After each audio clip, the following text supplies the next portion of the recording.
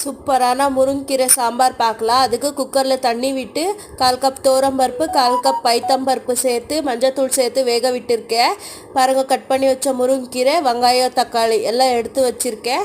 வெந்த பருப்பை நல்லா ஸ்மாஷ் பண்ணி விட்டு அது கூட தக்காளி வெங்காயம் ஆட் பண்ணி எடுத்து வச்ச முருங்கீரையும் போட்டு தண்ணி ஊற்றி அதுக்கு தேவையான அளவு சாம்பார் பவுடர், மஞ்சள் தூள், உப்பு சேர்த்து நல்லா மிக்ஸ் பண்ணி விட்டு தட்டை மூடி வேக விடுங்க.